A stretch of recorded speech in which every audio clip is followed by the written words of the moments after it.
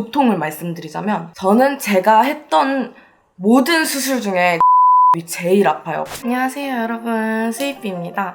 제가 오늘은 많은 분들이 굉장히 많이 요청을 해주셨는데요. 제가 했던 모든 성형에 관해서 얘기를 해드리려고 합니다. 특히나 부작용, 고통 그런 거에 대해서 얘기를 해드리려고 해요. 1편은 성형 수술에 관하여 말씀을 드릴 거고 2편은 성형 시술에 관해서 말씀을 드리도록 하겠습니다. 성형에 대해서 많은 분들이 궁금해 하시는 게 공통적인 게 딱 3가지가 있어요. 아프지 않는지, 효과는 어떤지, 부작용은 있는지 그 3가지를 중점적으로 두고 모든 수술에 대해서 설명을 해드리려고 합니다. 제가 제일 처음 한 수술은 코 수술이에요. 콧대 같은 경우에는 실리콘을 넣었고 코끝은 여기 제 자가 귀 연고를 이용해서 넣었습니다. 저는 이제 안쪽 절개로 해가지고 바깥쪽에는 절개가 없게끔 해서 했어요. 많은 분들이 병원을 여쭤보는데 제가 어디가 좋고 어디가 수술을 잘하고 이런 거를 추천을 못 드리겠는 게 한 병원이더라도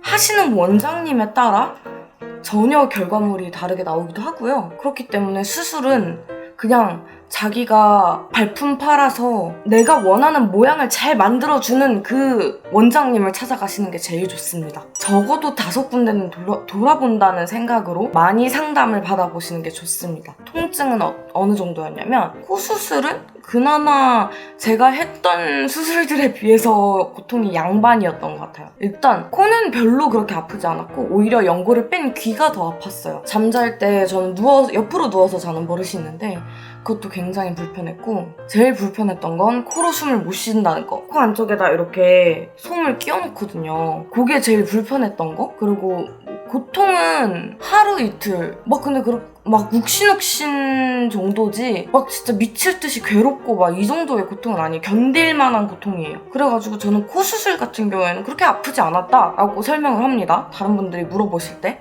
붓기는 어느 정도 갔냐면 일단은 저는 멍이 굉장히 빨리 빠지는 스타일이에요. 붓기도 별로 안 붓고 해가지고 약간 수술 체질인 느낌이 있긴 한데 약간의 노란 멍 같은 게 있었는데 선생님이 수술을 잘해주셔서 그런 건지 제 체질인 건지는 그건 잘 몰라요. 멍은 거의 없었고 붓기는 한 일상생활에 지장이 없는 건 1주 정도였고요. 잔 멍 같은 거는 2주까지 계속 빠졌고요. 큰 붓기는 한 달 안에 빠졌어요. 그리고 잔 붓기가 점점 계속 6개월, 1년에 걸쳐서 계속 빠졌습니다. 그래가지고 엄청 자연스러워지더라고요. 부작용은 이게 제가 코 수술 부작용인지는 잘 모르겠는데 비염이 생겼습니다. 예전엔 안 그랬는데 막 코도 잘 골고요. 코가 굉장히 잘 막히고 콧물도 많이 나와요. 근데 이거는 코 수술 부작용인 건지 제가 그냥 비염이 생긴 건지는 잘 모르겠어요. 수술했을 당시에는 없었거든요. 뭐가 튀어나온다거나 그런 것도 없었고 아직까지는 부작용이라고 할 건 없습니다. 제가 2번째로 한 수술, 쌍꺼풀 수술이랑 그리고 뒤트임, 밑트임, 앞트임을 했습니다. 전체적으로 다 텄어요. 제가 쌍꺼풀이 원래 있었어요. 여기 자료 화면을 보여드릴 텐데 저는 원래 쌍꺼풀이 있었습니다, 여러분. 속쌍이 되거나 겉쌍이 되거나 막 왔다 갔다 하고 짝눈이 되고 막 이래가지고 너무 스트레스를 받아서 찝었습니다. 제 원래 쌍꺼풀에서 가장 예쁘게 모양이 잡혔을 때를 딱 잡아서 그대로 그냥 찝어버렸고요. 절개는 안 했어요. 그래가지고 제 눈을 보시면 흉터가 없어요. 티도 안 나요. 사람들이 쌍꺼풀은 말 안 하면 절대 몰라요. 쌍꺼풀 같은 경우에 부작용 없고요. 예전엔 안 그랬는데 요즘 같은 경우에 너무 피곤하면 잠깐 일시적으로 여러 겹이 돼요. 그 정도가 있겠고 통증도 그렇게 심하지 않았고 대신 불편했습니다. 눈이 너무 부어있으니까. 붓기가 굉장히 오래 갔습니다. 생각보다 오래 갔어요, 쌍꺼풀이. 큰 붓기는 그렇게 오래 안 갔는데 잔 붓기가 오래 갔어요. 뒤트임하고 밑트임을 말씀을 드리자면 밑트임은 효과가 1도 없었고요. 눈에 이렇게 물집 같은 게 엄청 생겨가지고 그것 때문에 진짜 불편하고 아팠어요. 눈이 진짜 뻑뻑했고 너무 징그러웠습니다. 눈 요 뒤쪽에 고름이 차있고 물집이 생겼다고 생각을 해보세요. 너무 징그러운 거야. 그래서 밖에 못 나갔어요, 저는. 그게 없어지는데 한 2주 정도 걸렸던 것 같아요. 가라앉았고 부작용이라고 한다면 그거였고, 뒷밑 트임을 두 번째 재수술을 했을 때 쌍꺼풀을 했던 곳에서 같이 했거든요. 근데 이것도 솔직히 똑같았어요. 그렇게 큰 변화가 없었습니다. 사실 후회하는 수술 중에 하나예요. 자연스럽게 붙어있던 눈이 지금 화장을 해놔서 잘 안 보이는데 이렇게 일자로 트여진 느낌이 있습니다. 그래서 되게 부자연스럽게 트였다고 해야 되나요? 좀 그런 게 있어요.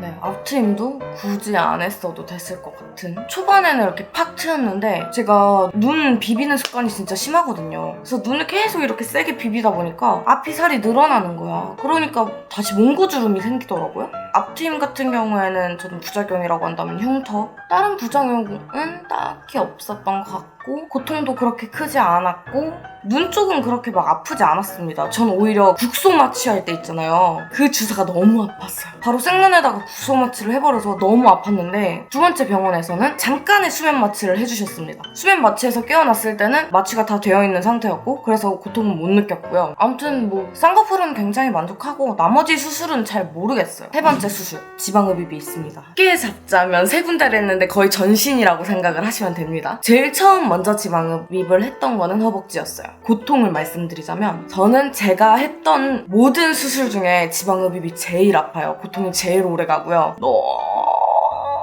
너무 아팠습니다. 진짜 미친 듯이 아팠습니다. 3일간은 누워서 아무것도 못했어요. 일주일쯤 됐을 때부터 좀 이제 덜 아픈가 했는데 가본이라고 해서 뭉침이 막 생겨요. 돌덩이처럼 딱딱해지거든요. 그게 진짜 미친 듯이 아파요. 움직여지지도 않고 아파. 그냥 아파. 처음에 허벅지를 했고 그 다음에 복부를 했고 팔 360도를 했고 부유방까지 했는데 그때 당시에는 팔은 효과가 없었고요. 배도 비추해요. 착각을 하시면 안 되는 게 지방흡입은 살을 빼주는 게 절대 아닙니다. 불필요한 지방 라인의 정리라고 생각을 하시면 될 것 같은데 좀 심한 비만을 가지고 계신다 하시는 분들은 다이어트 후에 지방흡입을 권장드리고 있습니다. 지방량이 한 사람당 하루에 뽑을 수 있는 양이 정해져 있고요. 고도 비만인 경우에는 한 부위에만 나오는 지방량이 굉장할 거잖아요. 전체적으로 살이 많은 건데 그럼 전체를 다 빼실 거 아니고서야 한 부위만 빼면 오히려 더 이상하지 않을까요? 경도 비만이거나 아니면 마르셨는데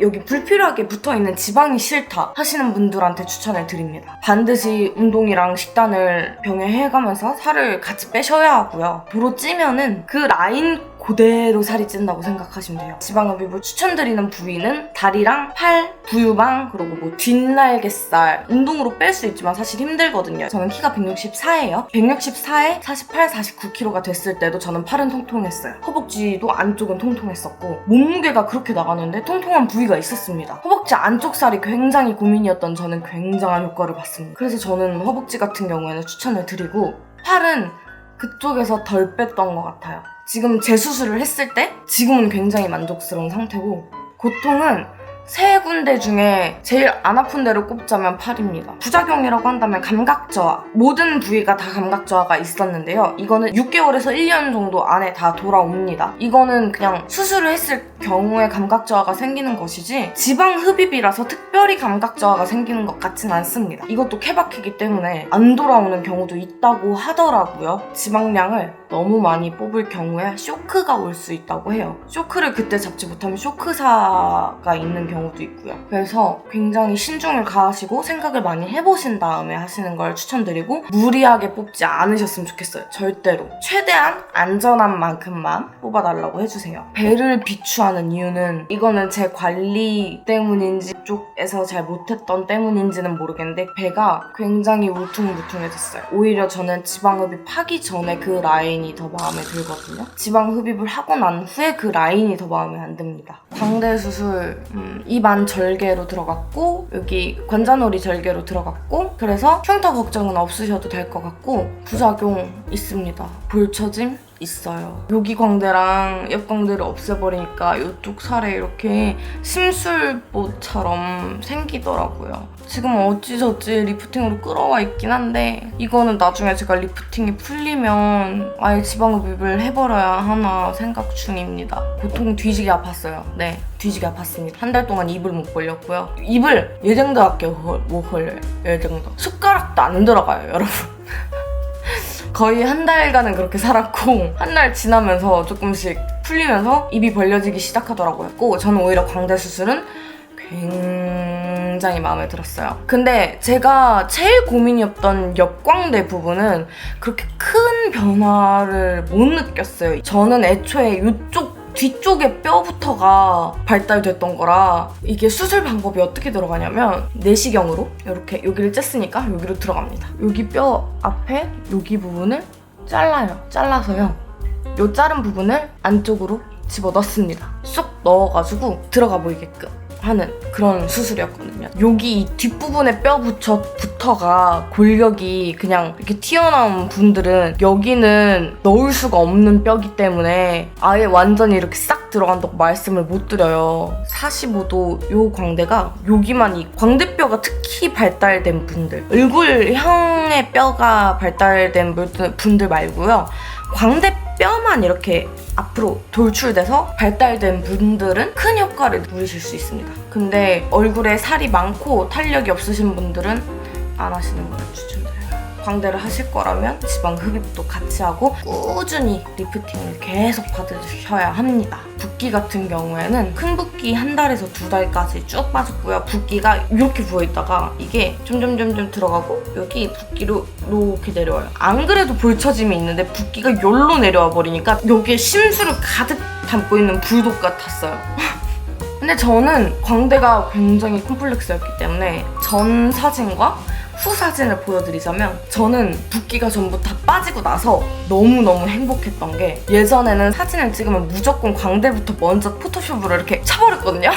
근데 딱 지금은 사진을 찍는데 광대를 칠 필요가 없는 거예요. 예전에는 남이 찍어주는 사진은 포토샵이 없으면 못 올렸어요. 근데 지금은 당당하게 올려요. 뭐 눈, 코, 입이 조금 이상하게 나왔다 그래도 얼굴형이 예쁘면 어느 정도 반은 먹고 들어가요. 그래가지고 굉장히 만족을 합니다. 현재는.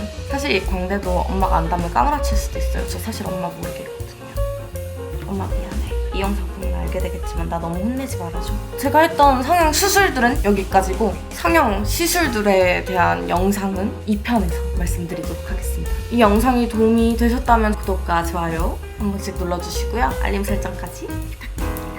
그리고 여러분들 이 영상은 절대 수술을 권장하는 영상이 아니며 지극히 제 개인적인 주관적인 생각을 담은 영상인 거 알아주셨으면 좋겠습니다. 시술편에서 만나도록 해요. 안녕!